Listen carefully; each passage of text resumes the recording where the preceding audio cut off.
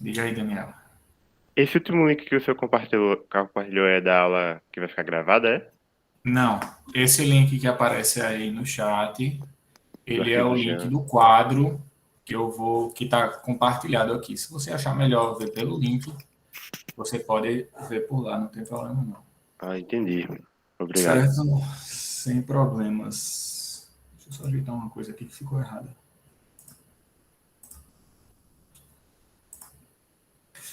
Certo? Quem tiver com computador, quiser olhar por lá, não tem problema não.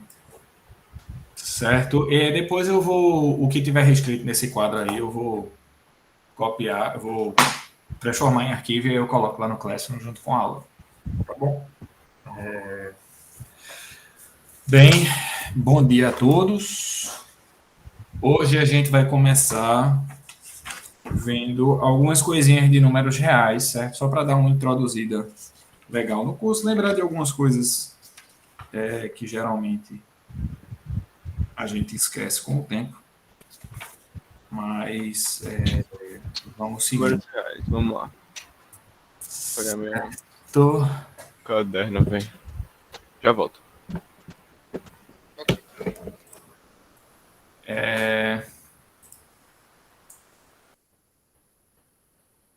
e aí, vamos começar vendo um pouquinho de números reais.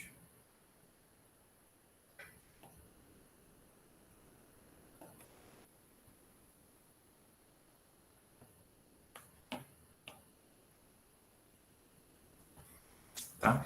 É importante observar que número por si só é um conceito abstrato e nunca se responde a pergunta o que é um número. Eu imagino que vocês não tenham tido essa experiência e eu também não tive. Porque número é um conceito abstrato, é uma ideia que, na verdade, se você for parar para analisar direitinho, tudo que você viu sobre número ao longo da sua vida inteira não está relacionado com o que é um número, mas sim para que serve o número, né? Então, quando você estava lá nos seus primórdios lá, você conheceu os números, número um, número 2, aquela coisinha, tem até musiquinha de galinha pintadinha por aí e tal. Você conheceu os números e aprendeu que aquelas coisas elas têm um fundamento, né? O fundamento de contar. Então você aprendeu a contar, você aprendeu os números e aprendeu a contar usando os números. Mas se você parar para pensar assim sobre o que é um número, né? Não é um objeto concreto, né? É um objeto extremamente abstrato, né? Cuja idealização é uma mera formalidade, certo? Então, o número não é um objeto que existe, não é um objeto real. Ele é um objeto que ele é definido pela sua utilidade, tá certo? Como os números foram criados ao longo do tempo, né? Aquela ladainha que vocês devem ter escutado na escola também, né? Então, a princípio, nos primórdios da humanidade, né? Onde a gente começava a se desenvolver, começava a formar comunidades, a gente começou a ter interesse em contar, em saber quanto a gente tinha de determinada coisa, quanto a gente tinha de determinada coisa. Né? Então, a gente desenvolveu técnicas que nos permitiam analisar quantas coisas e comparar essas coisas, tá certo? Então, nesse momento, a gente criou, não necessariamente criou, mas deu início ao processo de criação do que a gente chama de números naturais, né? E o que são os números naturais? Os números naturais são números que são criados com esse propósito, o propósito de contar. Não foi um cara das cavernas que teve a ideia, eita, já sei, eu vou chamar esse de um, esse de dois. Não, isso foi um processo evolutivo contínuo, onde várias sociedades criaram seus mecanismos de contagem, né? Alguns desenvolveram até símbolos específicos para a contagem, né? Cada sociedade criou o seu mecanismo de contagem. E aí, a evolução desse processo ao longo do tempo foi o que chegou no número que a gente usa hoje. Né? Então, a gente tem aí o conjunto dos números naturais como resultado desse processo de contar. Né? Então, quais são os elementos do conjunto dos números naturais? Né? São aqueles números que vão nos indicar quantidades de determinadas coisas. Então, a gente tem aqui o número 1, número 2, número 3, né? E por aí vai, até o número que a gente queira, né? Um conjunto que tem infinitos elementos aí, certo? Alguns livros fazem ressalvas acerca do número zero. Tem alguns livros que incluem o número zero, tem outros que não, mas o que importa é que esses números eles são mais do que suficientes para a tarefa de contar. Se eu quero contar alguma coisa, se eu quero determinar quantos animais tem em alguma situação, quantas bolas tem, se eu quero fazer alguma contagem, o conjunto dos números naturais, ele é suficiente para você fazer isso, certo? Algumas sociedades usavam riscos, usavam elementos comparativos, usavam símbolos diferentes, mas o propósito era sempre o mesmo, certo? Então, o conjunto dos números naturais, de novo, eu não vou dizer o que são o conjunto dos números naturais, né? A gente tem os símbolos que a gente usa para isso, mas o conjunto dos números naturais são aqueles números que a gente usa para contar, certo? E à medida que a sociedade foi avançando, as comunidades foram crescendo, surgindo cidades e tal, começou a se fazer a necessidade de trocas, né? De você ter um material em um lugar que você precisa e aí você quer outro em troca. Então, você precisava de uma métrica que permitisse comparar quantidades para que você pudesse garantir que a sua troca é boa nesse sentido, né? Então, você precisa de uma maneira de contabilizar diferenças, né? Qual a diferença entre o que eu ofereço e o que ele oferece, para que a gente possa chegar a um acordo justo, né? E aí, diante dessa necessidade, começou a se construir o conjunto dos números inteiros, né? Que é o conjunto o qual a gente inclui aqui também os números negativos, né? E aí a gente consegue saber quem está recebendo a mais, quem está recebendo a menos. A gente começa a computar perdas na nossa contagem, né? O quanto a gente perdeu, o quanto a gente ganhou através dessa contagem, tá? E aí o conjunto dos inteiros é essencialmente o conjunto dos naturais, só que com os números negativos, né? Então a gente, sei lá, vou começar aqui a partir do menos 3, menos 2, menos 1, tem um 0, tem um 1, tem um 2, e por aí vai, né? É um conjunto infinito para os dois lados. Um detalhe interessante sobre o conjunto dos números inteiros é que, embora o conjunto dos números naturais se faça presente no conjunto dos números inteiros, né? Se você observar daqui para frente, a gente tem um conjunto dos números naturais. A quantidade de elementos no conjunto dos números inteiros é exatamente a mesma quantidade de elementos no conjunto dos números naturais, né? No sentido de que eu posso construir uma associação entre cada número natural com um número inteiro, né? Dessa forma, a gente garante que a gente tem a mesma quantidade de elementos nos dois conjuntos. É só uma propriedade interessante, que eu não vou me debruçar muito sobre isso, não, mas a gente vai, talvez, converse sobre isso mais para frente.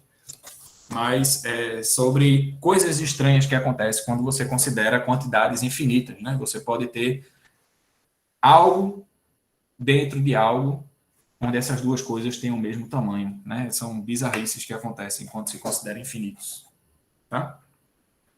E aí temos o nosso conjunto de números aí que permite contar e que também tem o propósito de computar diferenças, ganhos e perdas, né? É o conjunto dos números inteiros.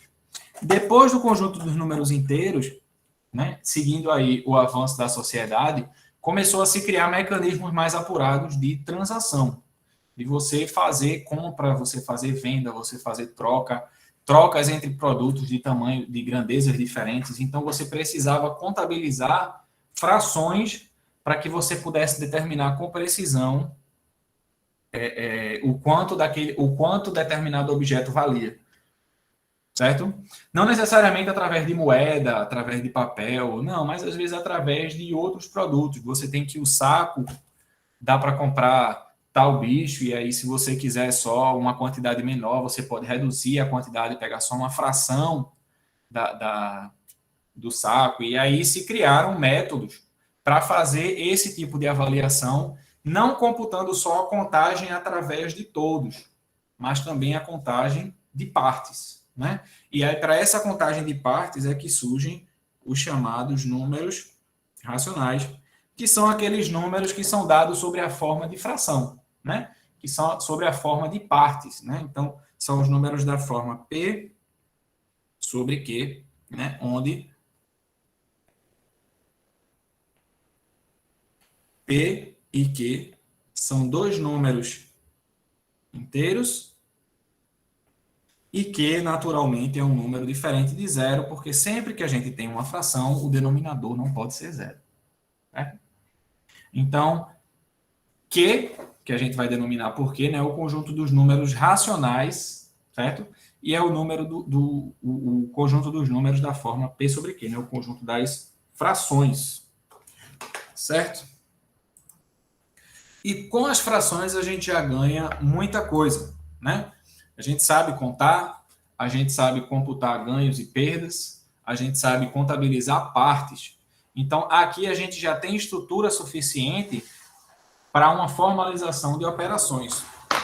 E aí, para a gente lembrar um pouquinho mais sobre frações, né, que eu sei que é um conteúdo que às vezes muita gente esquece, tem dúvida, mesmo sendo algo que a gente usa diariamente, né, é algo que gera muita dúvida. Né? Semestralmente eu me deparo com diversos alunos que não sabem somar fração, né? Mas vamos tentar relembrar aqui um pouco sobre isso, né? Parar um pouco a questão dos números para falar de operações com frações, mas é pouquinho tempo. Então, antes de falar propriamente das operações que a gente tem no conjunto dos números racionais, a gente precisa primeiro mencionar um pouco sobre o que são frações equivalentes, tá? Então, o que são frações equivalentes? Tá? Frações equivalentes são aquelas frações que representam mesmas quantidades, certo? Então, uma fração representa uma parte de um todo, mas não existe uma única maneira de representar aquela parte através de uma fração, certo? Então, por exemplo, se eu tenho uma pizza, né, usando a nomenclatura aí dos ensinos fundamentais, e eu divido em duas partes, duas partes de mesmo tamanho, claro, né? Então, se eu divido em duas partes de mesmo tamanho, cada parte dessa representa metade da sua pizza, representa um meio da pizza. Então, um meio, né, indica metade de um todo. O que quer que seja esse todo? No caso aqui, a gente está falando de pizza, certo? Mas, se eu dividir a minha pizza em 4 partes, certo? Cada parte dessa, ela contabiliza 1/4 da pizza. Então, esse pedaço aqui, ele representa 1/4, certo? Se eu pegar agora, ao invés de uma parte dessa, eu pegar duas partes dessa, certo?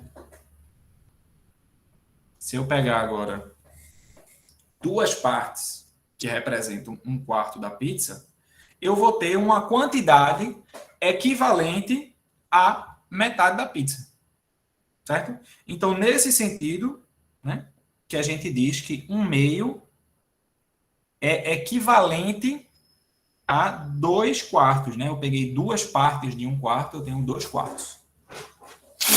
Né? Então, quando a gente tem frações equivalentes, a gente usa o símbolo de igual para indicar essas duas frações equivalentes. Certo? Então, duas frações são equivalentes quando elas representam uma mesma quantidade, uma mesma parte do todo. Certo? Então, 1/2 é igual a 2/4 porque essas duas frações elas representam uma mesma parte do todo. Certo? E aí surgem duas perguntas relacionadas a frações equivalentes. A primeira pergunta, né, então como é que eu faço para criar frações equivalentes a uma dada fração?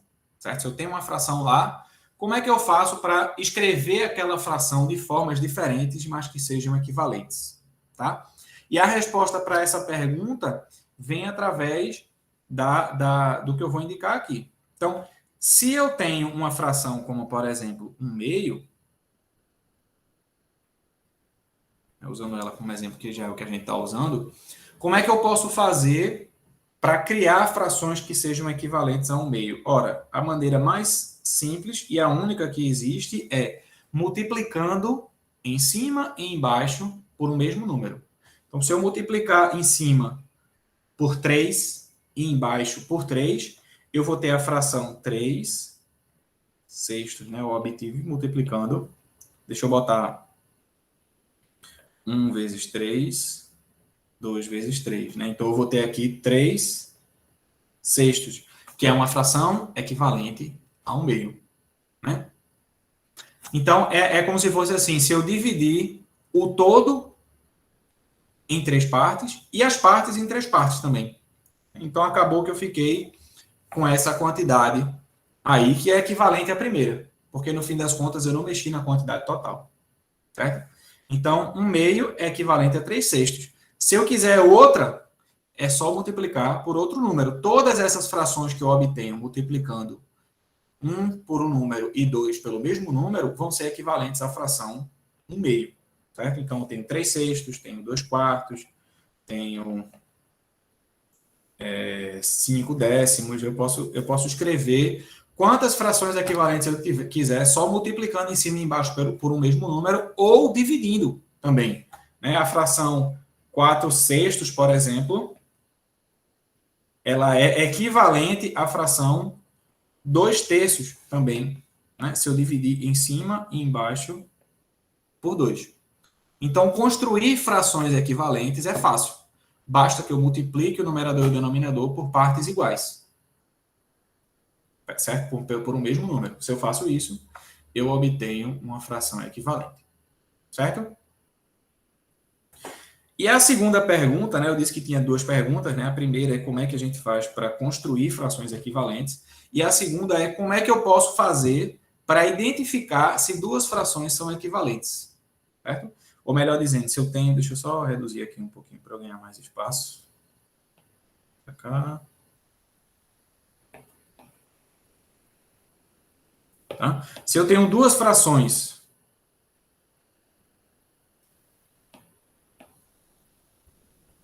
2 terços e 1 quarto. E eu lhe pergunto, essas frações... Desculpa, esse igual aqui está errado. Essas duas frações, elas são equivalentes? Como é que a gente pode avaliar se elas são equivalentes, se elas representam a mesma quantidade, certo? A gente, claro, pode fazer uso de um desenhozinho como esse, né, para chegar a essa conclusão, mas às vezes o desenhozinho não vai ser suficiente. E o desenho ele vai acabar dependendo da quantidade, das quantidades que aparecem na fração, né? Se o numerador for 3 milhões, por exemplo, o denominador for 500, você não vai desenhar um círculo dividido em 500 partes, você não vai conseguir contar absolutamente nada, né? Então, como é que a gente pode fazer de maneira consistente para identificar se essas frações representam a mesma quantidade, tá? E aí, a gente vai ver o seguinte, tá? A maneira que a gente tem de fazer isso é fazendo o seguinte. A gente já viu que frações equivalentes são obtidas multiplicando ou dividindo por um mesmo número. Então, a maneira prática seria você olhar para essas duas frações e observar o seguinte. Se eu multiplicar e dividir, ou dividir uma dessas por um mesmo número, eu consigo a outra fração, né?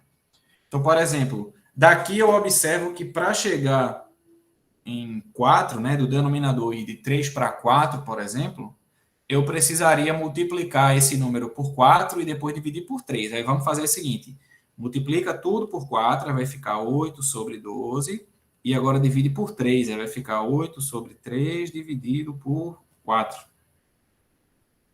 Né? Então, opa, beleza, mas esse 8 terços aqui, né? Então, assim, a maneira mais prática é você observar isso mesmo. Dá para multiplicar uma só por um número para chegar na outra fração? Se você a resposta positiva é porque as frações são equivalentes, se não, não é, certo? Mas a outra maneira que tem, né, que é a maneira formal de você fazer isso, é você multiplicar os meios pelos extremos. Ou melhor dizendo, eu multiplico isso por isso e isso por isso. Se eu fizer essa conta e o resultado der igual dos dois lados, é porque as frações são equivalentes. Então, eu vou olhar aqui para 2 vezes 4 e eu vou olhar para 3 vezes 1. Né? Do lado esquerdo eu tenho 8, do lado direito eu tenho 3. 8 não é igual a 3. Então, o meu teste indicou que multiplicando os meios pelos extremos, né, multiplicando em x aí, eu obtive quantidades diferentes. Então, isso me diz que essas frações, elas não são equivalentes, não representam a mesma grandeza. Por outro lado, se eu tivesse aqui 2 terços e, sei lá, 6 nonos, veja o que é que acontece quando eu multiplicar os meios pelos extremos. Aqui eu vou ter 2 vezes 9 e do outro lado 3 vezes 6. 2 vezes 9 dá 18. 3 vezes 6 também dá 18. Olha, deu as mesmas quantidades. Então, se esse produto de meio pelos extremos deu igual, é porque as frações são equivalentes. Mas veja como é fácil observar que a segunda fração é a primeira multiplicada por 3 em cima e embaixo. Né? Então, se eu dividir essa aqui por 3 e dividir por 3 aqui em cima e embaixo, eu obtenho a primeira fração. Certo? Então, isso responde às duas perguntas. Como é que eu obtenho frações equivalentes a uma fração A sobre B? Basta que eu multiplique ou divida por algum número. Então, eu vou ter alguma coisa do tipo A vezes C, B vezes C, ou A dividido por C, D, vou botar um D, né, para ficar diferente, ou e B dividido por D. Certo? Então, quando eu multiplico em cima e embaixo por um mesmo número, ou divido em cima e embaixo por um mesmo número, eu tenho frações equivalentes. E se eu quero saber quando duas frações são equivalentes, então, AB é igual a C sobre D, se AD for igual a BC. E somente se. Então, eu posso fazer esse teste para identificar que frações são equivalentes, frações que indicam as mesmas partes, tá?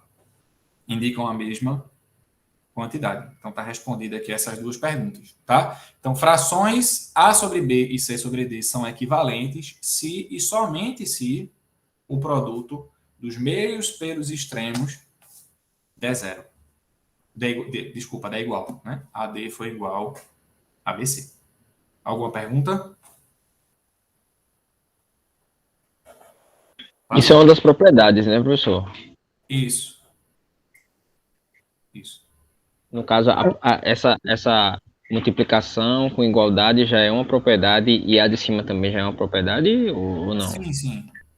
Então, agora vamos às operações. Certo? Vamos falar das operações propriamente ditas. Professor, licença, eu tenho uma pergunta. Diga. Bom dia. Bom dia.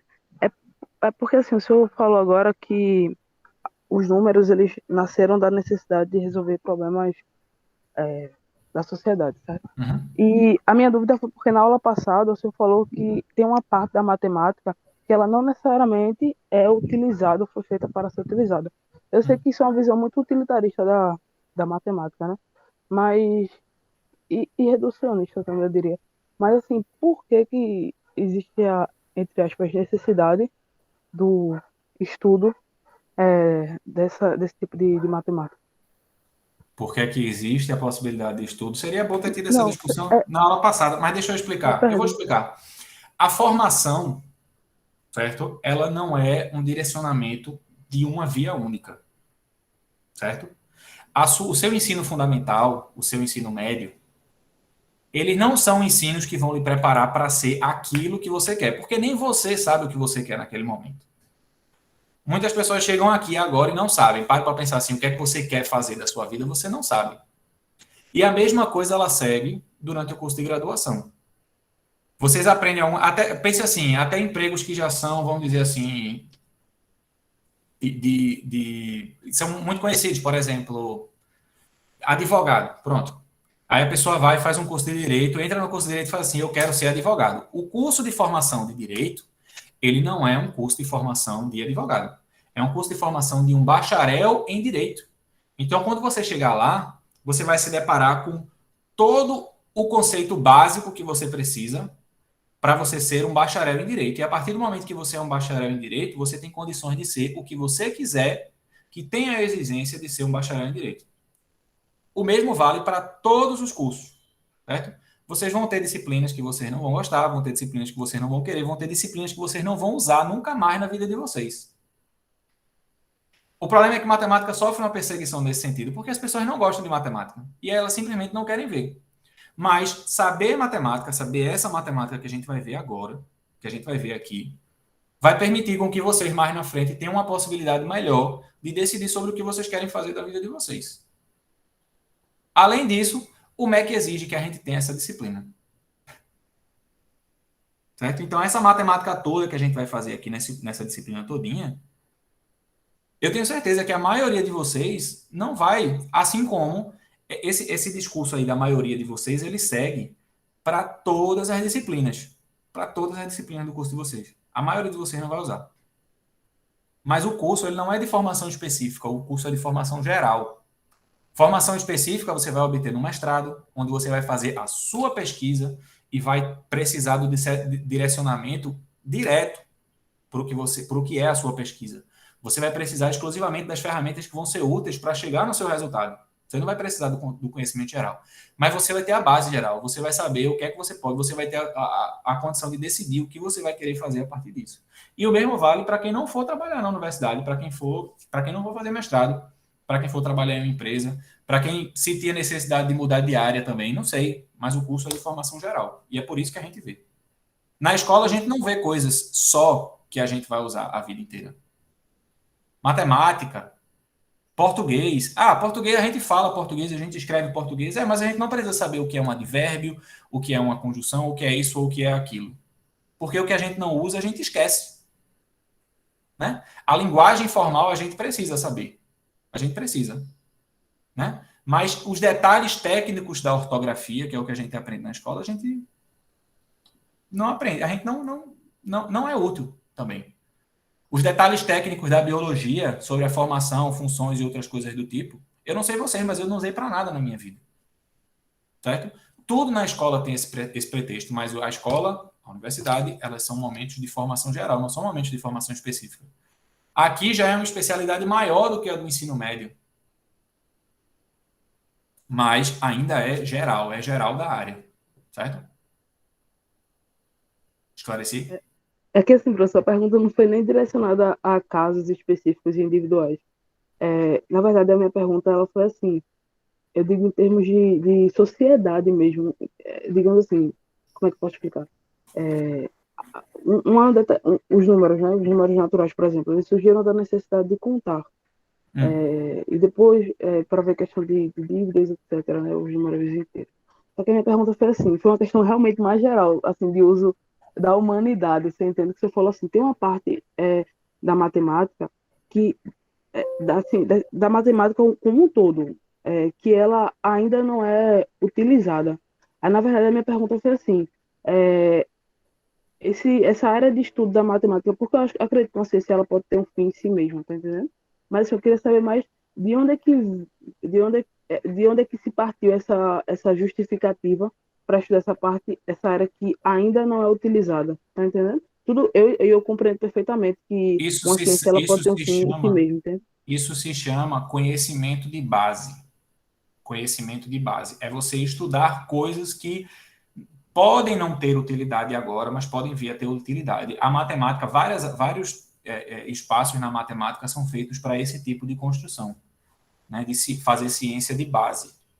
E, assim, muita pesquisa não tem essa utilidade toda. E aí, se a gente for parar para determinar o que é, de fato, utilidade dentro de uma pesquisa, a gente vai parar. Porque quando é que uma pesquisa ela tem utilidade para a sociedade? Quando é que uma pesquisa ela tem utilidade para a sociedade? Quando os resultados eles são vistos diretamente na sociedade, quando a sociedade é capaz de usar, quando os produtos trazem melhoria. Se a gente for esperar esses momentos aparecerem, o que vai acontecer é que a ciência não anda para frente.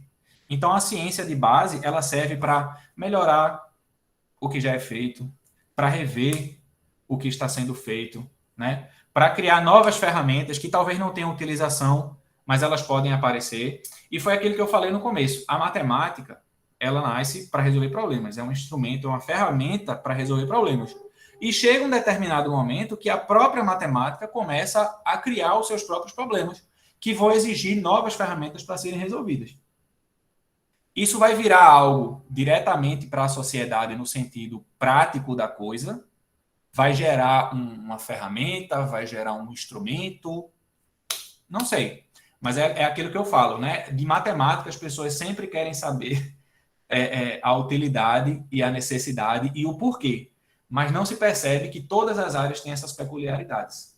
Todas as áreas têm pesquisa que só vai importar ao corpo técnico daquela área. Todas as áreas têm esse tipo de pesquisa. E o que justifica é exatamente isso. É que a gente precisa de ciência de base também. Para a gente ver o avanço na ciência, a gente precisa do avanço da ciência de base. Né? Daquela parte da ciência que só vai melhorar as técnicas da própria área. Entendeu? Excelente, professor. É porque eu vim de outra área, que é a sociologia, e as pessoas faziam as mesmas perguntas que faziam Também para é outra matemática. área que sofre bastante, né? Filosofia. Então, aí foi por isso que eu fiz o questionamento, foi meu proposital, que era para o senhor explanar para toda a turma a importância de aprender essas coisas. Uhum. Certo? Então vamos continuar aqui com as operações, certo? A partir do momento que a gente tem frações, a gente ganha uma operação nova, vamos dizer assim, né? A gente já pode somar, a gente já pode multiplicar usando inteiros, né? Mas a gente consegue reverter uma multiplicação através das frações, né? As frações, elas têm o que a gente chama de elemento inverso. E aí, vamos relembrar um pouquinho como é que a gente faz essas operações, tá? Então, digamos que a gente tem aqui uma fração A sobre B e uma fração C sobre D. Eu vou colocar essa fração aqui para mera ilustração. Mas como é que a gente pode fazer para somar essas duas frações? Aí vem aquela questão de frações equivalentes. Porque, veja só, se a gente tem frações que representam quantidades de uma mesma parte, a gente consegue somar de maneira mais fácil, de maneira mais condizente. Certo? Por exemplo, se a gente tem 3 quartos e a gente quer somar com 8 quartos, não vamos botar assim, 5 quartos, 6 quartos. Pronto. Certo? Se a gente quer somar 3 quartos com 6 quartos, então o que é que você sabe? Ah, beleza, eu tenho uma pizza aqui, dividi em 4, cada pedaço desse é 1 quarto. Então, 1, 2, 3 quartos. Aí agora eu tenho que somar 6 quartos, né? E cadê 6 quartos? Eu tenho vou precisar de 2 pizzas para fazer 6 quartos. Aí eu tenho 1, 2, 3, 4, 5, 6 quartos. Se eu somar ao todo, eu vou ter 1, 2, 3, 4, 5, 6, 7, 8, 9 quartos. Né? Então, se eu somo partes idênticas, né? Se eu somo quantidades que estão aí dadas com a mesma parte, né? Que é o caso do quarto, né? Eu estou somando quartos. Então, o que eu posso fazer é simplesmente repetir o denominador e somar os numeradores. Porque eu estou somando quantidades de partes iguais. Então, vai dar 9 quartos. Beleza? Mas nem sempre a gente tem frações que vêm de partes iguais, né? Que são quantidades de partes iguais. Às vezes a gente quer somar, por exemplo, 1/3 com 2/5. E aí? Como é que a gente vai somar 1/3 com 2/5? Porque se a gente colocar aqui a pizza e dividir em 3, e a pizza e dividir em 5, né? As partes têm tamanhos iguais. E aí, se eu juntar 1/3 com 1/5, o que é que vai aparecer aí? Né? Qual é a fração que vai aparecer resultante? Então, a gente precisa de uma maneira para somar frações que são quantidades de partes diferentes. Certo? E aí, qual é a maneira da gente fazer isso? A maneira da gente fazer isso é não usar a fração que foi dada. A gente vai usar frações equivalentes. Certo? Frações equivalentes ao que foi dado. Então, por exemplo, aqui a gente tem... Aqui a gente tem 1/3 demarcado aqui. E aqui a gente tem 2/5. É isso que a gente quer somar. É isso que a gente quer saber quanto é que vai dar quando a gente somar essas partes. Certo? O quanto do todo isso aí vai ser. E aí eu vou fazer o seguinte. Esse círculo aqui, essa pizza, eu vou fazer o seguinte. Eu vou dividir cada parte em 5. Veja que coisa. Vou dividir aqui em 5 partes. Vou dividir de verde. Aqui. Dividir essa aqui em 5. Dividir em 5. Dividir em 5. Então, o todo aqui agora tem quantas partes? 15, né, professor? 15 partes, né? E aí, quantas partes a gente está usando aqui que a gente quer somar? A quantidade de partes que a gente quer somar aqui, que na verdade é 1/3, né? Vai ser agora 1, 2, 3, 4, 5 partes de 15. Né? Então, aqui a gente mostrou que uma parte de 3 é equivalente a 5 partes de 15. Né? 1/3 é igual a 5 sobre 15, ou a 5 quinzeavos. E aí, se eu fizer a mesma coisa aqui embaixo, veja que interessante. É só que ao invés de dividir em 5, eu vou dividir em 3 só. Então, aqui eu divido em 3. Eu divido em 3. Aqui eu divido em 3. Aqui eu divido em 3. Aqui eu divido em 3. Minha figura não está boa, mas a ideia é que sejam partes iguais, certo? Aí agora, quantas partes a gente tem no todo aqui? 15 também. 15 partes. Então, a gente ia somar 2/5, né? Só que a gente acabou de ver aqui agora, né, que 2/5 é equivalente a quantas partes aqui dessas 15?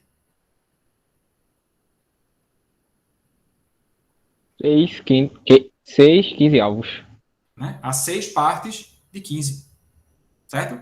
Então, se eu somar usando 1/3 e 2/5, eu vou ter uma dificuldade aí. Mas se eu somar usando essas frações equivalentes, olha que maravilha. Vai ficar 5 sobre 15 mais 6 sobre 15. E o resultado vai dar 5 com 6, 11 de 15. Então, são exatamente 11 partes do todo, dividido em 15, né? 11 partes de 15. Certo?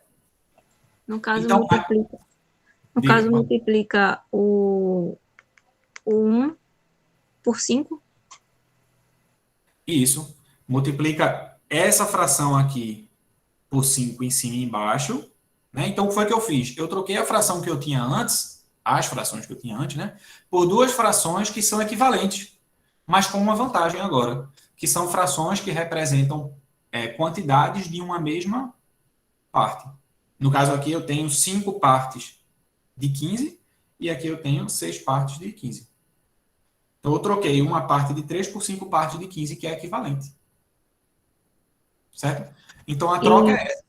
É você trocar as duas frações por outras que tenham o mesmo denominador. De que maneira? Multiplicando em cima e embaixo por o mesmo número ou dividindo, se for o caso. E o 2 sobre 5 multiplica por 3 cada um? Multiplicou por 3 em cima e embaixo, exato. Ok. Certo? Então, essa é a estratégia. Tá? Deixa eu apagar aqui. Escrevendo agora no contexto geral, né, para a gente ter uma, vamos dizer assim, uma formulazinha, né? Mas é importante entender de onde vem a fórmula, porque senão a gente fica perdido. Né? Qual é a estratégia no contexto geral? É você trocar as duas frações por frações que sejam equivalentes e que você consiga somar, porque o denominador é igual. Tá? E aí, como é que eu posso fazer para deixar o denominador igual? Eu posso fazer o seguinte. Aqui eu tenho B e aqui eu tenho D. Então, para ficar com o denominador igual, eu vou fazer o seguinte. Eu vou multiplicar essa fração aqui em cima e embaixo por D. E aí eu vou ter A vezes D sobre B vezes D. E aí eu vou fazer a mesma coisa com a outra, só que multiplicando por B. Então vai ficar C vezes B mais D vezes B. Feito isso, o que aconteceu? Eu tenho agora duas frações que têm o mesmo denominador aqui. Né? Duas frações com o mesmo denominador, que é B vezes D. E aí, como é que eu posso somar agora? Se eu estou pegando frações, né, com o mesmo denominador, eu só repito o denominador e somo os numeradores. Pronto. Certo? Então, é assim que a gente soma a fração num contexto geral. Ah, mas professor, tinha um negócio que o professor falava de MMC que você tinha que colocar. Veja só, quando a gente aprende frações pela primeira vez, certo? A gente está aprendendo uma série de outros conteúdos. E aí existe uma vantagem em, ao invés de fazer dessa forma, multiplicar pelo MMC e tudo para a coisa ficar mais ajeitadinha e ver como é que fica. Só que, e a vantagem é que você já obtém uma fração que é irredutível se as primeiras forem. Se A sobre B e C sobre D forem irredutíveis, quando você usa o MMC, o resultado vai ser uma fração irredutível. Mas a gente sabe transformar uma fração, a gente sabe simplificar, né? Se a gente tem a fração e a gente observa que pode dividir em cima e embaixo por um mesmo número, é só a gente fazer. Então, essa maneira de multiplicar que não envolve o MMC é um pouco melhor nesse sentido, porque você faz e se você quiser simplificar depois, simplifique e acabou-se. Né? E essa também, professor, no caso, assim, né? Eu aprendi no ensino fundamental que a pessoa multiplicava, no caso, B, essa fórmula que está em cima, né? B vezes D, A vezes D, mais C mais B. Uhum. Aí, se a pessoa pegasse um MMC que fosse muito grande, 96, 98, a pessoa passaria muito tempo lá dividindo, perdendo tempo, né? Exato. Aí a professora, basicamente, assim, de física, que eu estava aprendendo também, falou que você multiplica os de baixo e multiplica os extremos somando, igual que está na fórmula. Exato. Pra gente memorizar, né? Mas ela não explicou dessa forma assim que o senhor tá mostrando pra gente, né?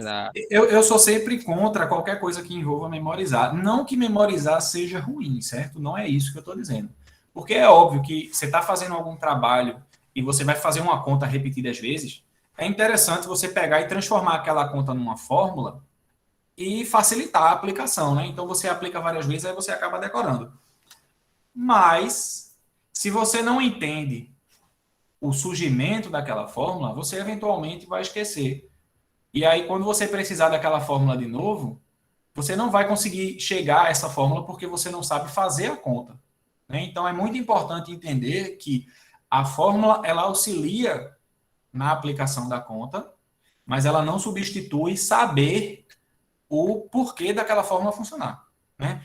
Então, eu coloquei aqui uma fórmula para somar a fração, mas se você pensar, beleza, eu quero somar a fração, eu vou decorar essa fórmula, você não vai ter ganho nada de positivo, porque quando passar esse semestre, se tiver um momento que você precisar somar frações, você não vai lembrar, porque você não entendeu como é que funciona. Mas se você entender que, como é que a gente chega nessa forma? A gente vai trocar as frações por frações equivalentes com o mesmo denominador. E aí, o processo todo ele vem na sua cabeça, né? A fração é A sobre B, se o denominador tem que ser, eu multiplico pelo de baixo e tal, aí você chega na fórmula, né? Então, se eu quero somar aqui, por exemplo, deixa eu passar a próxima página aqui. Se eu quero somar, por exemplo, 2/3 com 5 quartos, né? O que é que eu quero? Eu quero frações equivalentes com o mesmo denominador. Então, eu vou multiplicar essa aqui por 4 e essa aqui por 3. Então, vai ficar 6 sobre 12 mais 15 sobre 12. Multipliquei em cima e embaixo por 4 na primeira e em cima e embaixo por 3 na segunda. E aí, acabou-se a soma. 21 sobre 12. Que dá até para simplificar no caso aqui. Não dá? Dá. 21 dividido por 3 dá 7, 12 dividido por 3 dá 4. Então, assim, saber por que aquela conta funciona é mais importante do que decorar a fórmula. Então, se você não sabe, memorizar não vai ajudar tanto na sua vida. É claro que ajuda para passar no vestibular, que você fez a prova e massa, legal, passou. Ajuda para várias situações, professores fazem música no ensino médio e tal. Mas no contexto geral de fixação do conhecimento, não é eficiente. Ele transforma o conhecimento em informação. E o cérebro, ele sabe lidar com, ele lida com informação diferente do que ele lida com conhecimento. Certo? Aí é isso. Diga. Essa conta aí tá errada. Oi, desculpa? Essa Tá conta errado? aí tá errada. Eu posso ter 4 errado. Diga. vezes 2 é 8. Não 6. Mas é porque eu multipliquei por 3. 3 dividido por 4. Ah, desculpa, é 8. Tá certo. 8.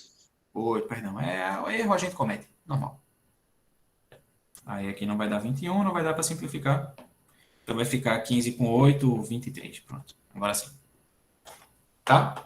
Então, se você sabe o jeito, é melhor do que saber a fórmula. E é isso. Tá bom? Pronto. Então, é assim que a gente soma frações. Certo? E é natural que a gente pense, bem, como a gente tem também a subtração, e como é que a gente faz a subtração? Ora, subtrair é simplesmente somar pelo oposto aditivo. Então, se eu faço A menos B, o que eu estou fazendo é somar A com o inverso aditivo de B. Estou somando A com menos 3. Então, entendendo o que é isso, você chega na fórmula e aí não precisa necessariamente fazer a conta todinha de novo, só botar aqui, né? Se eu tivesse A sobre B menos C sobre D, então isso vai dar AD menos CB dividido por BD. Certo? Então, o mecanismo de resolução é exatamente o mesmo, né? Você vai no denominador e subtrai. E pronto. Tá? A gente tem também a chamada multiplicação, né? O produto de números racionais. Professor, essa aí que o senhor mostrou agora era o quê? A subtração. Se eu somo frações, eu faço de um jeito, se eu subtraio, eu faço do outro. Certo? Aqui está só a subtração de números de frações. Agora, para a multiplicação, né? Aí a gente tem um modo também, né? Que, na verdade, aqui o que a gente está querendo computar, quando a gente fala de multiplicação, é a quantidade, as partes de uma parte. Então, quando a gente lê, por exemplo, 1/2, 1/3 de 3/4, então, o que é que a gente está pensando aqui?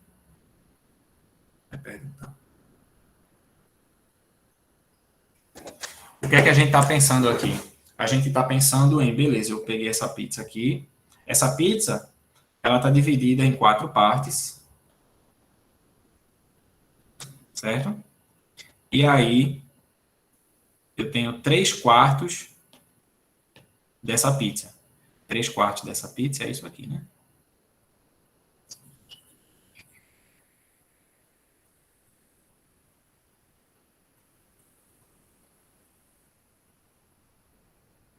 Certo? E aí, o que é que eu quero saber? Então, eu não quero saber quanto é 1/3 do todo.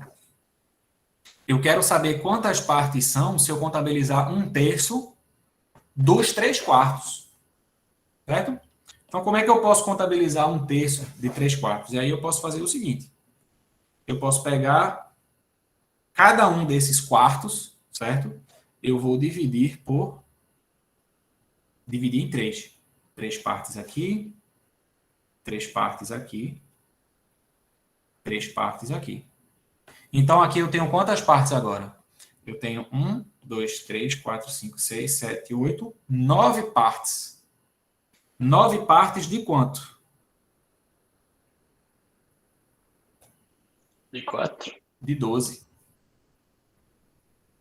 Né? Então, se eu divido cada uma das partes em 3, computar 3/4 é computar 9 de 12. E se eu pego 1/3 de 9 partes, o resultado dá quanto? 3? Vai dar 3, exatamente. Então, pegar 1/3 de 3/4 é pegar 3 pedacinhos desse aqui. 2, 3. Então, é pegar 3 de 12. Né? Então, vamos colocar aqui na conta. É você pegar 3 partes de 12. né? Então, veja o que aconteceu aqui foi que eu multipliquei a quantidade de partes. Por que multiplicou? Porque eu dividi em mais partes, né? Então, a quantidade de partes vai ter que multiplicar também. E aqui eu multipliquei também. Então, o resultado é isso. Então, quando a gente multiplica frações, né? Quando a gente multiplica A sobre B por C sobre D, o que a gente faz é multiplicar os numeradores e os denominadores. Certo? Claro que a gente pode simplificar e escrever que isso aqui é 1/4 também, mas o processo de simplificação, ele é uma etapa à parte. Certo? Então, multiplicar frações é pegar partes da parte. Então, 1/3 de 3/4 é você pegar 3/4 da pizza e dividir em 3. Né? E pegar uma dessas 3 partes. Eu posso pensar ao contrário também. Eu posso pensar que 3/4 é você pegar 1/3 da pizza, dividir esse terço em 4 partes e pegar 3. Também. É a mesma coisa. Certo? E isso gera também a questão da divisão, né? Porque quando você tem multiplicação, a gente tem o inverso multiplicativo. Mas aí, fazendo aquela ressalva aqui a respeito da divisão, né? A gente tem, dado uma fração C sobre D, a gente tem a fração inversa da fração sobre C sobre D. O que é a fração inversa? Né? Aquela fração que eu multiplico por C sobre D e dá 1. Que no caso de frações, essa fração ela é a fração D sobre C. Né? Se eu multiplico C sobre D por D sobre C, o resultado dá 1. Certo? Então, dividir significa o quê? Dividir é multiplicar pelo inverso. É assim que a gente define a divisão. Então, dividir A sobre C, A sobre B, por C sobre D, é você multiplicar A sobre B por C sobre D inverso. Esse menos 1 aqui está indicando a fração inversa, né, que é A sobre B vezes D sobre C. Vai ficar AD sobre DC. Então, muda um pouco, né, mas a definição ela vem do produto. Né? O produto define a divisão e não o contrário. Então, quando a gente divide frações, a gente repete a primeira e multiplica pela outra ao contrário, né? É isso que a gente sempre faz, tá? Então, a gente tem essas duas operações aí com fração. Tá? Eu espero ter tirado a dúvida de vocês sobre essas propriedades. Diga. Só para ver se eu entendi essa divisão, então, se fosse no de cima, no caso de cima a divisão, ia ficar 9/4. Não. Se fosse 1/3 dividido por 3/4,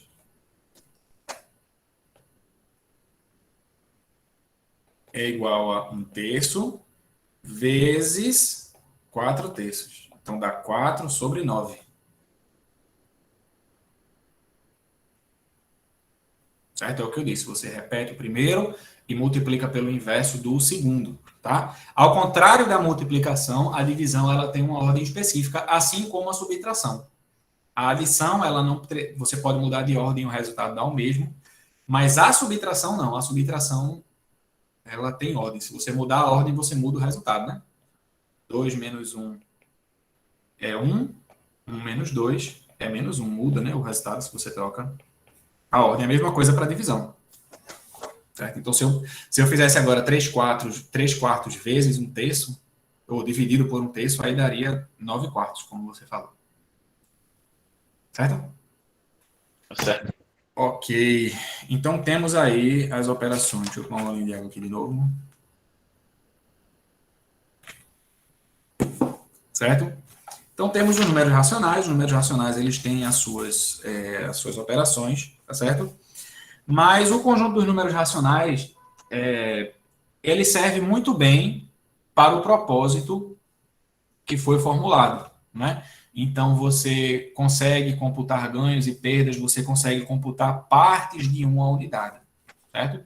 E durante muito tempo, se acreditava, né, se achava que os números racionais eram tudo o que a gente precisava. Era tudo em quesito de números que a gente precisava usar, né? Em alguns momentos até se acreditava, se colocava um caráter, vamos dizer assim, divino na construção dos números, porque eles tinham toda essa utilidade dentro das suas operações e serviam para resolver quase tudo, né? Inclusive, a palavra racional, ela foi colocada aos números racionais remetendo racionalidade, né? Remetendo pensamento, remetendo ideia, né? Como se fossem números inteligentes, números que pensam, porque são números que funcionam, certo? Então, tudo se resolvia por meio de frações, né?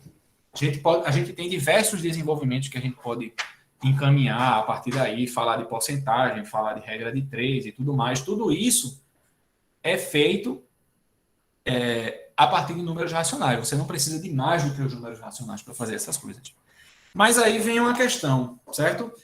Quando a gente começa a medir coisas, certo? Quando a gente começa a medir distâncias, medir comprimentos, a matemática começa a avançar um pouquinho mais, a gente começa a perceber que os números racionais têm um pequeno problema, certo?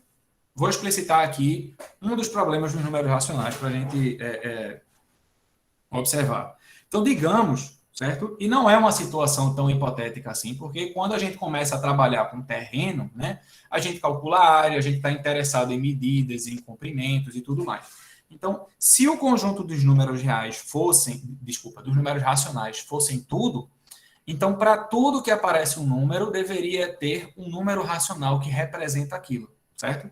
Então, digamos que eu tenho uma régua aqui, tá? Vou desenhar uma régua aqui, certo? E essa régua, ela é uma régua que tem somente números racionais, tá? Então, aqui, vou marcar alguns números aqui. Aqui a gente tem o 0. Aqui a gente tem o 1, né? Aqui a gente tem o 2, né? Vou colocar os naturais aqui para servir de base só da régua. Aqui a gente tem o 3. Mas a gente tem aqui também todos os números racionais marcados, certo? Entre 0 e 1, a gente tem 1/2. Não vou botar para não ficar muito preenchido, tá? Mas né, a gente tem o 1/2, 1/4, 3/4, 3/2, 5/4, 6/4, 7/4, terços, né? Tem todas as frações que você tiver, todas as frações que existem estão representadas nessa reta, né? Então, se você sabe quanto é a unidade, se você parte essa unidade em um pedaço racional, né? Se você parte em 3/4 da unidade, então 3/4 está marcado aqui nessa reta. Todas as frações estão representadas nessa reta, tá? E aí nessa reta só tem frações, certo? Não tem outras coisas que não sejam frações. Então, veja só. Digamos que a gente tem um terreno quadrangular, né? Em forma de um quadrado, aqui, certo? E essa régua, ela foi colocada, né? Claro que isso aqui deve ser uma representação em mapa, vai ter uma unidade de medida associada, mas eu não vou me preocupar muito não, né? Digamos que essa unidade aí seja 1 quilômetro, sei lá, que seja. Então, a gente tem essa extensão de terra aí com um quadrado, com a forma de um quadrado, que tem 1 quilômetro de lado, né? Então, aqui mede 1, aqui mede 1, aqui mede 1, e aqui mede 1, certo? E aí, digamos que você precisa, por algum motivo, computar esse comprimento aqui. O comprimento da diagonal, né? Porque, não sei, você quer estimar o quanto de tempo você vai levar para chegar do ponto O até o ponto A. E no ponto A você tem um rio que você quer levar água para casa, que está no ponto A. É uma coisa assim bem geral, certo? É uma informação que é pertinente você ter, né? Você saber as dimensões do seu terreno, né? Então, você calculou essa medida aqui, D. Então, veja só, aqui a gente tem um segmento de reta OA, né? Que se eu pegar um compasso e traçar aqui com a agulha no ponto O, eu vou chegar aqui nesse ponto aqui D. Certo? E se a nossa reta, ela só tem números racionais, tá? Se essa reta só tem números racionais, e esse segmento está aí colocado em cima da reta, então significa que esse número aqui, ele deve ser um número racional também, né? Ele deve ser uma fração, né? Do tipo A sobre B, né? Que representa aí esse comprimento. Mas aí é que vem o problema, né? Se a gente imagina que os números racionais representam tudo, todos os comprimentos, todas as medidas e tudo mais, não existe um número racional capaz de representar o comprimento desse segmento. Veja que coisa. Então, se a gente assume que todas as medidas, tudo é dado através de números racionais, esse segmento de reta aqui, ele exemplifica um segmento que não vai ter comprimento, porque não existe número racional que dá esse comprimento. A gente consegue calcular usando o teorema de Pitágoras, né? Porque o teorema de Pitágoras diz que se aqui é um triângulo retângulo, a soma dos quadrados dos catetos dá igual ao quadrado de hipotenusa. Então, 1 ao quadrado mais 1 ao quadrado tem que dar d ao quadrado, né? Então, d ao quadrado é igual a 2. E por que a gente não consegue um número racional que representa essa medida aí, tal que d ao quadrado é 2? Por causa dessa proposição aqui que a gente vai verificar. Proposição.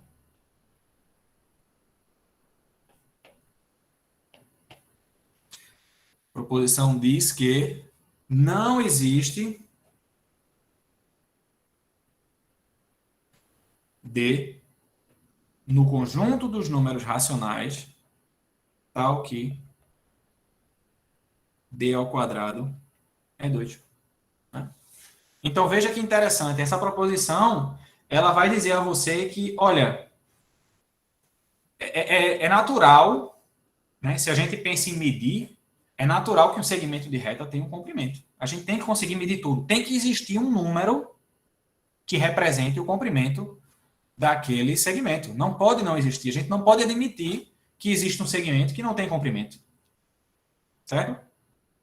Então, partindo desse pressuposto, né, que todo segmento de reta vai ter um comprimento, esse segmento de reta aí que eu coloquei, ele não vai ter um comprimento que pode ser representado através de um número racional.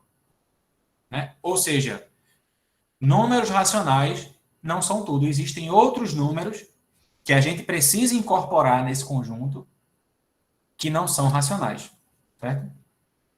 Existem números que são irracionais. Esses números que a gente precisa acrescentar são os números irracionais. Tá? Vamos demonstrar essa proposição para não ficar elas por elas. Deixa eu só colocar aqui a proposição para eu não ter que escrever ela de novo. Aqui a proposição. Certo? Eis aí a proposição que a gente precisa mostrar. E a proposição é simples. Né? Mostrar que se existe um número que elevado ao quadrado é 2, esse número ele não pode ser racional. Tá?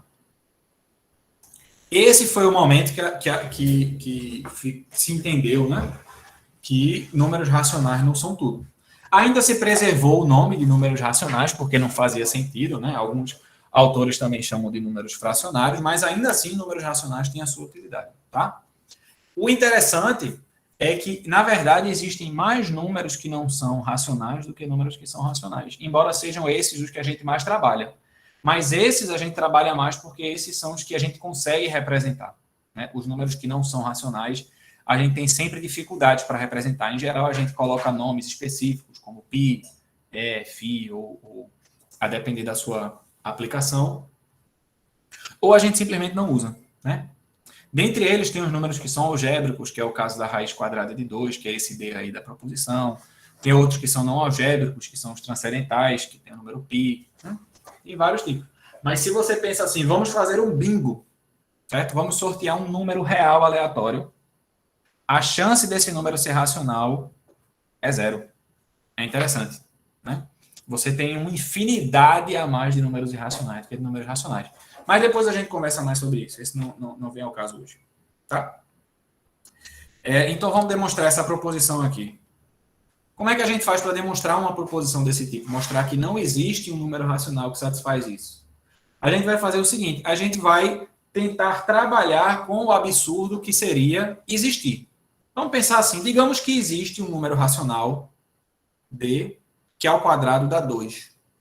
Será que a gente consegue desenvolver bem a matemática com esse elemento aí, um número que é elevado ao quadrado dá 2, vamos ver o que acontece. Ou será que a gente encontra um absurdo, né? Esse tipo de demonstração é o que a gente chama de redução ao absurdo. Você quer mostrar que uma afirmação é verdadeira, você começa supondo que ela é falsa. E observe que, partindo do pressuposto que ela é falsa, você chega em um absurdo. Então, um absurdo garante que a afirmação não pode ser falsa, ela tem que ser verdadeira. Tá? Então, vamos lá. Então, suponha que D da forma A sobre B, né, uma fração, é uma fração irredutível. A gente sabe que toda fração é equivalente a uma fração irredutível. Eu não falei disso aqui, mas vocês lembram lá da escola. Você sempre pode simplificar uma fração até um determinado máximo aí.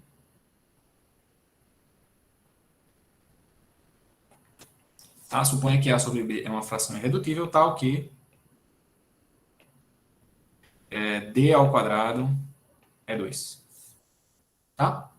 Em outras palavras, suponha o contrário da proposição. Suponha que existe uma fração, um número racional D, que ao quadrado dá 2. Se a gente desenvolver essa conta aqui, veja o que é que vai acontecer. Essa aqui, na verdade, né? Substituindo D.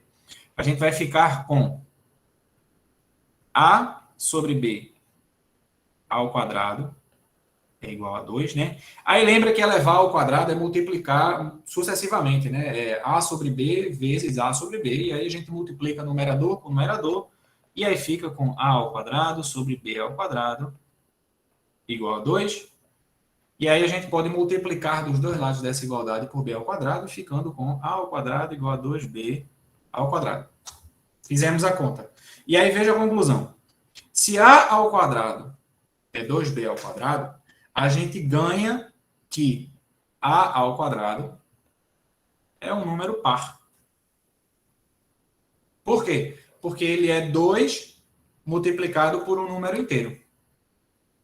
Mas aí, lembrando aí de algumas coisas do ensino fundamental, se um número ao quadrado é par, então o número em questão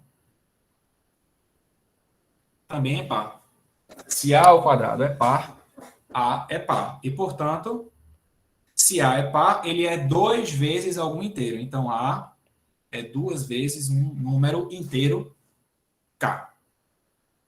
Aí vamos desenvolver agora a mesma conta, só que botando no lugar de A o número 2K. Então, se A é 2K, então 2K sobre B ao quadrado é igual a 2. Repetindo a conta, a gente vai ficar com 4K ao quadrado sobre B ao quadrado é igual a 2. 4K ao quadrado igual a 2B ao quadrado. E se eu dividir por 2 dos dois lados da igualdade, eu ganho que 2K ao quadrado é B ao quadrado. Opa! A ao quadrado era par, porque era 2 vezes alguma coisa inteira. E B ao quadrado também é par. Por quê? Porque B ao quadrado é 2 vezes alguma coisa inteira. Então, conclusão, B ao quadrado é par. Mas se B ao quadrado é par, então é porque B também é par. E isso gera um absurdo para a gente. Por que isso é um absurdo? Porque a gente chegou à conclusão que se existe uma fração irredutível, tal que essa fração ao quadrado dá 2, o numerador dessa fração é um número par, tá aqui, né? A é par. E o denominador também é par. Ora, mas se o numerador e o denominador são dois números pares, isso significa o quê? Que eu posso dividir por 2 em cima e embaixo. Eu posso simplificar a fração. Ou seja, se numerador e denominador são pares, então a fração não é irredutível.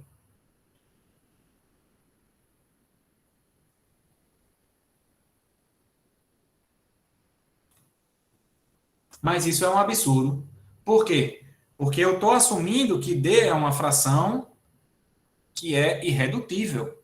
E toda fração tem um equivalente irredutível. Então, D sempre pode ser expresso através de uma expressão irredutível. Então, partindo de uma fração irredutível para D, você chega à conclusão que essa fração não é irredutível. Você pode simplificar essa fração. Então, é aí que entra o absurdo, certo? E esse absurdo, ele surge por quê? Porque você supôs que D é uma fração que ao quadrado dá 2, certo? Portanto, como a suposição de que uma fração ao quadrado dá 2 gerou um absurdo, o símbolo para absurdo é esse aqui, você bota um traço com um xizinho assim, como se fosse uma setinha apontando para outra, né? Como isso gerou um absurdo, então a conclusão que a gente pode tirar é que, de fato, não existe um número racional tal que ao quadrado dá 2. Ou seja, o conjunto dos números racionais não possui uma representação para o comprimento daquele segmento do problema anterior, né? Isso é estranho, tá? Mas isso mostra para a gente o quê? Isso mostra para a gente que o conjunto dos números racionais não é tudo. O conjunto dos números racionais, ele é, se a gente compara ele com uma reta, né, associando cada ponto, primeiro a gente precisa colocar, né, o zero e a unidade de medida, né? E se a gente coloca aí todas as frações da unidade de medida nessa reta, o que vai acontecer é que a gente vai preencher essa reta, mas a gente vai deixar diversos buracos. Um desses buracos é esse aqui do número D. Esse número D aí, ele não vai estar representado por um número racional. Então, eu tenho vários pontos dessa reta que não podem ser representados por números racionais, certo? Então, esses pontos aí, que vão ficar sobrando, vão ser os pontos dos números que a gente chama de números irracionais, né? Então, o conjunto dos números racionais, que a gente costuma dar o nome dele assim, né, de R menos Q, não tem um símbolo específico para números racionais, é o conjunto dos números que não são racionais, né? Os números que não são racionais têm esse nome, ou também conhecido como números irracionais. E aí, como é que a gente faz, então, né? Então, a gente preenche esses espaços, e com esses espaços preenchidos, a gente tem o que a gente chama de números reais, que é o conjunto dos números racionais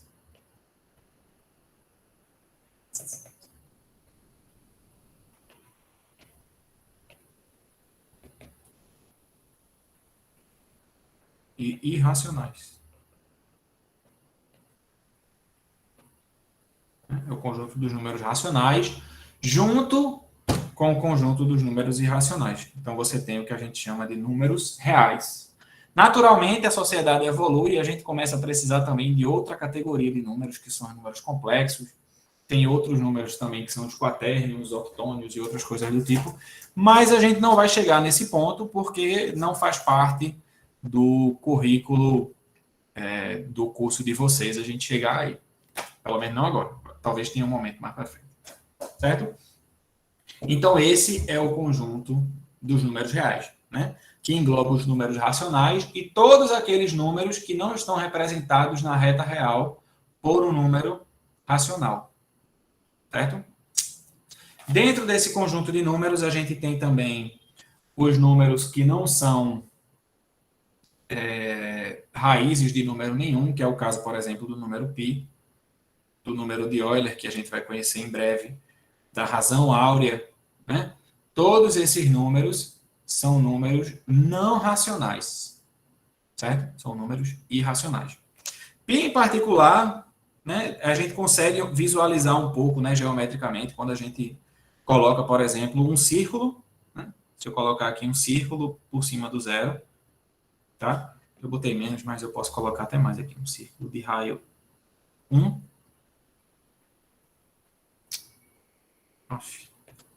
Difícil. Enfim, um círculo aqui, de raio 1, certo? E se esse círculo for construído com o formato de uma corda, por exemplo, né? Digamos que você quer dar a volta numa pilastra para saber o comprimento, e aí você amarra uma corda, dá a volta na pilastra, depois você pega essa corda e mede o comprimento na régua aqui, né? esse número aqui, ele vai ser 2 vezes o raio do círculo. Se o raio for 1, então vai ser 2 vezes. Só que vai ser 2 vezes π, né? 2π. E aí esse número, ele também não é um número racional. Mostrar que esse número aqui não é racional é mais complicado e, naturalmente, a gente não vai fazer aqui, porque não é necessidade. Tá? Mas ele está dentro desses números também, que não podem ser representados por frações, né? Se a gente for olhar na reta racional, o espaço desse número aí não está na reta, né? Ficou um buraquinho aí. E aí, pronto. Temos aí os números reais. Mas observe que eu falei várias coisas sobre números, né? Eu mostrei algumas coisas assim. Essa última demonstração, tá certo? Se algum trecho em particular ficou um pouco confuso, eu peço desculpas, mas não se preocupem não, porque a gente não vai focar tanto nesse tipo de demonstração, nem usar. Tem algumas propriedades aí que eu passei por cima de maneira mais desleixada mesmo, mas era só para dar uma ideia, para garantir a vocês que tem números que não são racionais, né? E como foi que se chegou a esse conhecimento. Né? Esse foi um dos primeiros problemas que motivou isso. E a gente tem o conjunto dos números reais construídos, mas assim, eu não falei a vocês o que é o conjunto dos números, né? Eu não falei a vocês o que é um número, porque não dá para dizer o que é um número. O máximo que dá para você fazer, foi o que a gente falou no começo da aula, é que o que se dá para fazer é indicar para que serve o número, para que servem os números, quais são as propriedades daquele número, quais são as utilidades, como é que você utiliza aquele determinado objeto. Então, os naturais, eles têm o propósito de contar, né, inteiros e blá, blá, blá, essa coisa toda que a gente mencionou. Então, como é que a gente pode fazer para definir formalmente o que é um número real? Tá certo? Então, o que é um número real dentro da matemática? Como é que a gente define o que é um número real? Então, a gente define o conjunto dos números reais a partir de suas propriedades. Tá certo? Então, a gente não vai saber aqui, não vai aprender o que é um número, certo?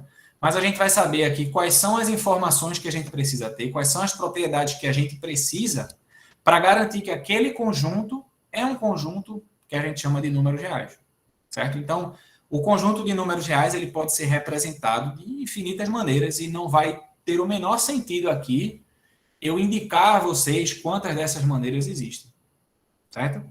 Mas o fato é que se essas maneiras tiverem essas mesmas propriedades, então é porque esses conjuntos são exatamente o mesmo, certo?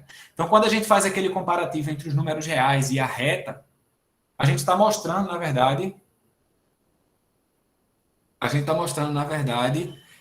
várias representações de um mesmo conjunto. A representação sobre a forma de uma reta e a representação sobre a forma numérica lá dos números. Né? Então, a gente tem algumas representações, mas como essas duas coisas têm as mesmas propriedades, então são essencialmente o mesmo conjunto. Tá? Então, o que é o conjunto dos números reais? O que é o conjunto dos números reais? Vamos à definição do conjunto de números reais. Então, um conjunto de números reais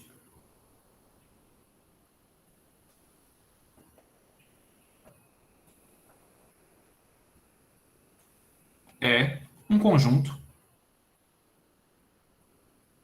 certo? Um conjunto de coisas, certo? E o que é que esse conjunto de coisas precisa ter? Ele precisa ter uma operação de adição, uma operação de multiplicação e uma relação de ordem, né? Algo que permita dizer o que é maior que o que e o que é menor que o que, certo? Então, tidas essas propriedades, essas operações e relações, você tem um conjunto de números reais, só que essas coisas elas precisam ter algumas propriedades, que é o que eu vou colocar aqui. Então, é um conjunto com adição, multiplicação e relação de ordem, que eu vou colocar aqui menor que para ilustrar essa relação de ordem, tá? Mas é toda aquela simbologia de maior, menor, igual, maior, igual, menor, igual, tá certo? Inclui tudo aqui.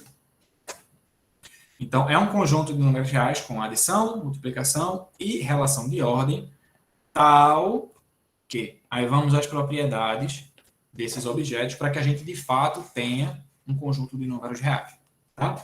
Então, primeiras propriedades são relacionados com as operações, propriedades aditivas e multiplicativas. Então, a gente tem A1, A2, A3, A4, M1, M2, M3 e M4, e uma propriedade D.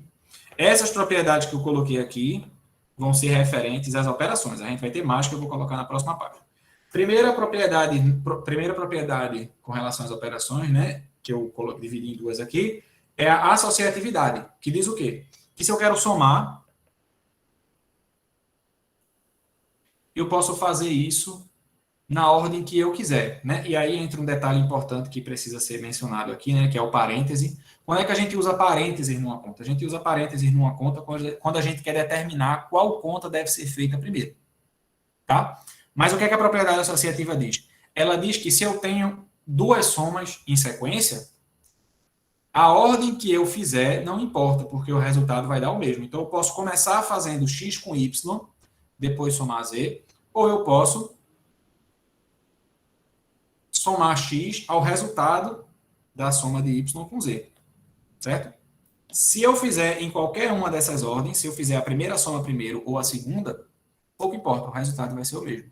Então, a associatividade garante que eu não preciso indicar qual é a conta que eu faço primeiro, porque o resultado vai dar o mesmo. Então, o parêntese, nesse caso, ele não é necessário, foi colocado aí para ser redundante mesmo, para que você entenda o que é que a associatividade diz, certo?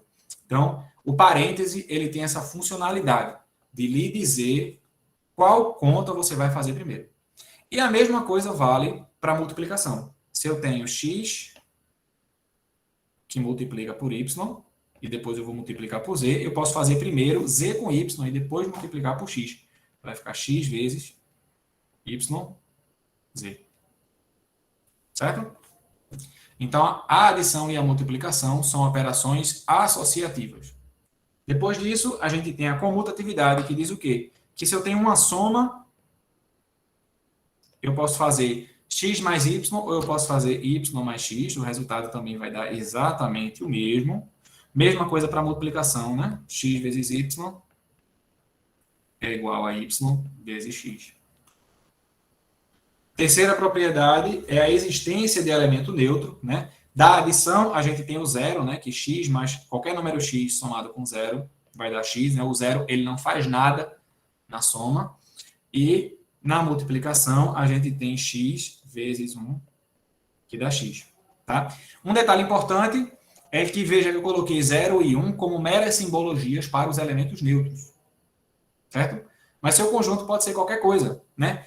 Pensando na reta real que a gente está acostumado a falar, né? Então, esses números, na verdade, vão ser pontos da reta, né? E aí,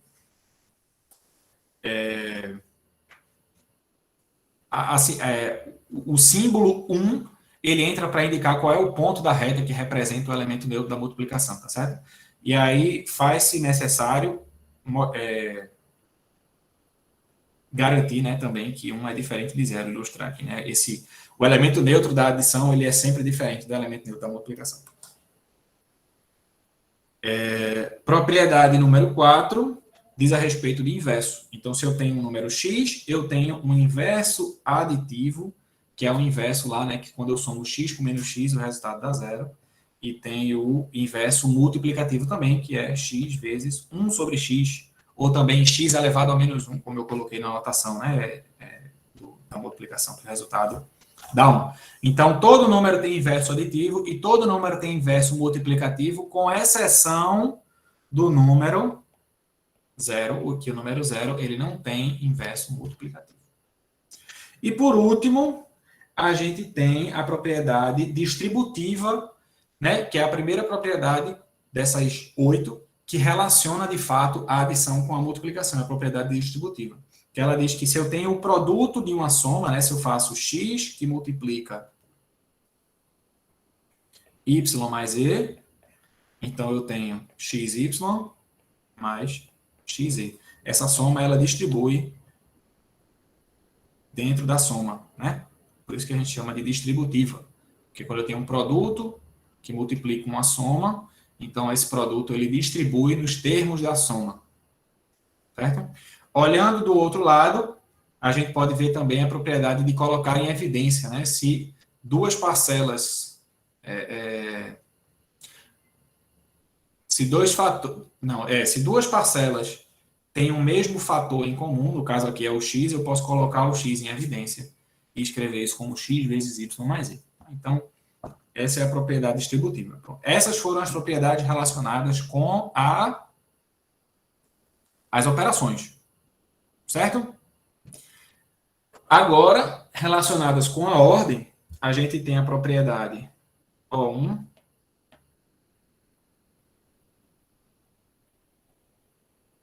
O2, O3, O4, certo? Que são elas. Primeira, a propriedade reflexiva relacionada à ordem, certo? Que é a de que todo número é sempre menor ou igual que ele mesmo.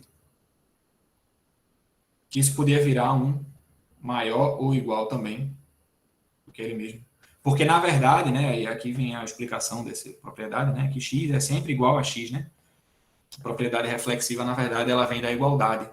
Todo número é igual a si mesmo. Mas bem, a segunda propriedade é a chamada propriedade antissimétrica.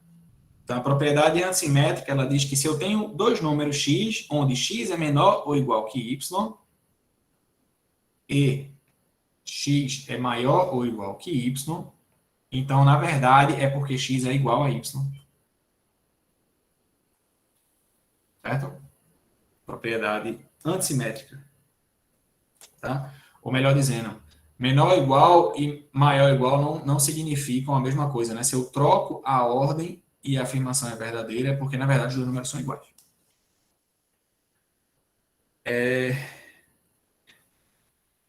Tem também a propriedade transitiva, né? Que a desigualdade ela vai em cadeia. Então, se x é menor ou igual que y, e y, por sua vez, é menor ou igual que um terceiro número z, então x é menor ou igual que o número z. E a propriedade 4 é que, dado qualquer dois números, a gente tem uma de duas possibilidades. Essa propriedade é chamada de dualidade da relação de ordem. Então, x é menor ou igual que y, ou x é maior ou igual que y. Sempre. Não existe uma terceira possibilidade e, dados qualquer dois números, eles vão se enquadrar em uma das possibilidades. Certo? É isso que garante que sempre é possível dizer que um número é maior que o outro. Outros livros transformam isso aí, ao invés de dualidade, em trialidade, sei lá como é o nome disso. Né? Porque outros livros podem dizer assim, só tem uma de três possibilidades que valem. Um é x menor que y, x maior que y, ou x igual a y. Outros livros escrevem dessa forma, mas pouco importa, tá certo? Isso é um detalhe técnico, tá? Essas são as quatro propriedades relacionadas à ordem. E, além dessas, a gente ainda tem mais duas relacionadas à ordem, mas que relacionam a ordem com as operações, certo? Então, a primeira, que é a propriedade que relaciona a ordem com a adição, é a que garante a boa compatibilidade entre a ordem e a adição, certo? Como assim? Se eu tenho um número x que é menor ou igual que um número y, e eu somo dos dois lados por um número z qualquer, então a desigualdade ela é preservada, ou seja, x mais z é menor ou igual que y mais z. Então, dado uma desigualdade, dado uma relação de ordem aí, somar por um mesmo número mantém a ordem, não muda a ordem. Pode ser por qualquer número.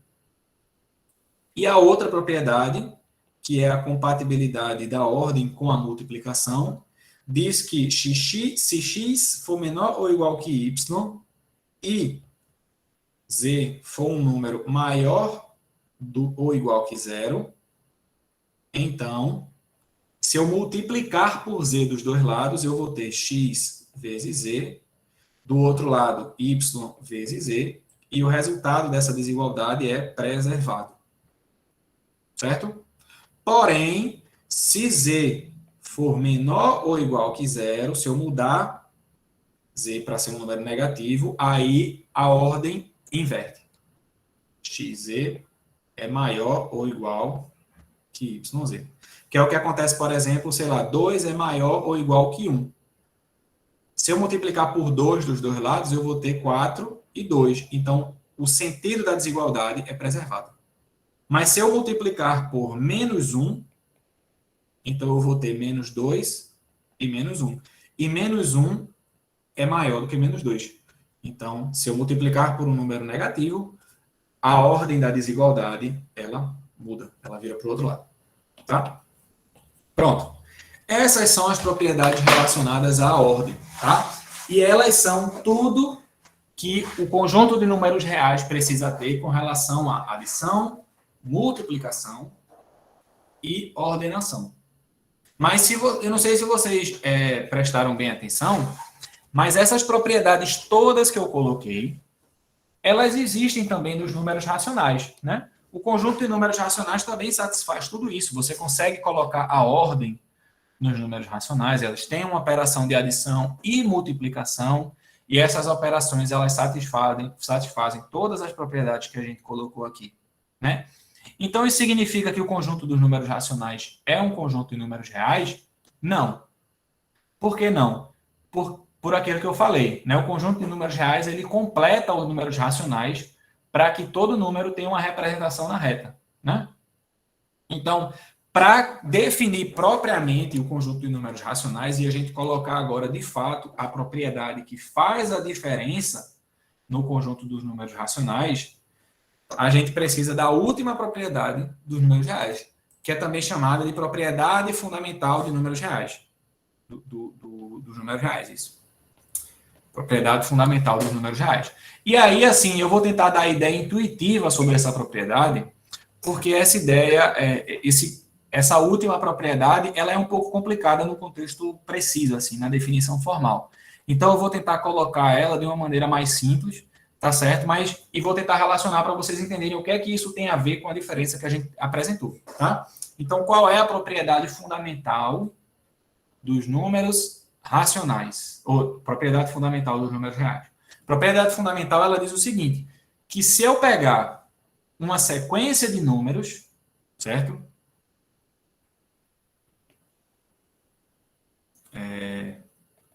Se eu pegar uma sequência de números, então eu vou botar assim, toda sequência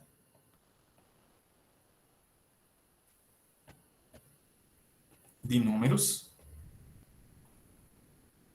na verdade, faltou aqui, sequência limitada, desculpa, limitada e crescente de números no conjunto se aproxima de um número no conjunto. Certo? Essa é a propriedade fundamental. E por que é que o conjunto dos números racionais não tem isso? Tá? Então, eu vou dar um exemplo de por que isso aqui tira o conjunto dos números racionais da jogada. A gente acabou de falar sobre aquele número, né, que d ao quadrado é 2, e, bem, a gente já sabe que esse número, a gente tem uma nomenclatura para ele, que é o raiz de 2. Certo? A gente tem essa nomenclatura aí, raiz de 2. E esse número, a gente consegue aproximar por números decimais, né? A gente consegue fazer uma aproximação dele usando a calculadora, por exemplo. Então, eu vou usar a calculadora aqui para fazer uma sequência aqui. Para escrever uma sequência aqui. Então, vamos lá. Cadê a calculadora? Calculadora. Aqui, achei. Pronto.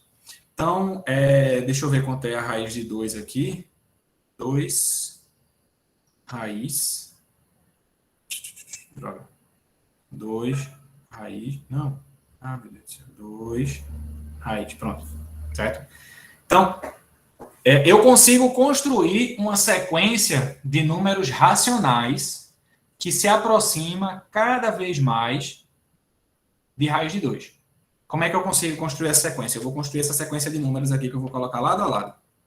Então, eu tenho 1, é o primeiro número da minha sequência. Eu tenho 1,4. Eu tenho 1,41. Eu tenho 1,414. 1,4142. Certo? E por aí vai. Eu posso continuar essa sequência indefinidamente e eu posso chegar tão perto de um número que é elevado ao quadrado da 2 quanto eu quiser. E observe que essa sequência, ela satisfaz o meu propósito, né? Ela se aproxima de um número que é elevado ao quadrado da 2. É só a gente elevar ao quadrado aqui. Se eu elevar ao quadrado de cima para baixo, aqui dá 1. Aí quanto é 1,4 ao quadrado? 1,4 ao quadrado, olha aí, 1,4 ao quadrado já é 1,96. 1,41 ao quadrado já dá 1,9881. 1,414 ao quadrado já dá 1,999396, né? Então veja que essa sequência aqui, isso aqui é meramente ilustrativo, tá certo? Isso não é formal, isso que eu estou fazendo, não. Mas é só para mostrar a você que é fácil construir uma sequência de números racionais, né? Todos esses números são racionais, porque são números decimais, né? Você pode representar eles como fração, e a parte decimal, ela é finita e, bem, ela pode ser finita e periódica. Ela é finita ou infinita e periódica, né? Mas aí, 1,4142, e você observa que ao quadrado esse número vai se aproximando cada vez mais de 2, né? 1,99996164, né? Então, sempre que eu vou me aproximando aí, na expansão decimal desse número, eu vou me aproximando de um número que é elevado ao quadrado, vai dar 2. Porém, essa sequência que eu estou construindo aqui, ela é uma sequência limitada, certo? Ela não vai passar de raiz de 2. Ela é crescente e ela se aproxima de um número. Mas qual é o problema desse número? Esse número, ele não está no conjunto dos números racionais. Certo? É como se você estivesse indo em direção a um buraco, né? Essa sequência, ela lhe dá os passos e você está cada vez chegando mais perto desse buraco. Quando você chegar bem pertinho, você vai olhar assim, você vai ver que não tem nada ali. Porque o número que representa aquele final ali, o lugar para onde a sequência está lhe levando, não existe. Certo? Não existe como número racional, claro, né? Então, essa sequência lhe leva para um buraco. Então, o que é que os números reais fazem? Os números reais fazem justamente tampar esse buraco. Ó, tá aqui. Botei o número aqui no lugar desse buraco. Tu tá chegando perto desse buraco aqui, eu vou fechar. Pronto. Então, essa é a diferença entre os números reais e os números racionais. Certo? Os números reais, eles fecham esses buracos que os números racionais têm. Né? Dessa possibilidade aí de você construir sequências que se aproximam de um determinado número, mas esse número não faz parte do conjunto. Isso não vai acontecer nos números reais. Porque quando a gente tiver com os números reais, a gente vai dizer, ó, tem esse número aqui, ó. Esse número aqui é um número real. É o número que é ao quadrado da 2. Né? Ele existe no conjunto dos números reais. Então, essa sequência aí, ela passa a não mais levar em direção a um buraco, ela passa a levar em direção a um número que existe dentro do conjunto, que é o número 2. Número raiz de 2, desculpa. Certo? Deu para entender mais ou menos a diferença, tá? É uma diferença bastante sutil, né? Mas que faz toda a diferença. E aí permite que toda a conta nossa possa ser feita e tenha uma representação dentro do conjunto correto, né? Dentro do conjunto de números reais. Ok? Alguma pergunta, pessoal? Alguém Da minha acordado? parte, não. Tá certo. Então, por hoje a gente fica por aqui, tá certo? Próxima aula a gente vai ver algumas coisas de funções e aí eu vou tentar fazer alguns exercícios relacionados a toda a parte que a gente viu até a aula que vem. E ficamos por aqui. Tudo bem? É. Tá Bom certo. dia aí para vocês. Boa tarde, na verdade, né? Porque tem só mais 5 minutos de dia. Boa tarde. Tá, cara. Boa tarde. Show, pessoal. Deixa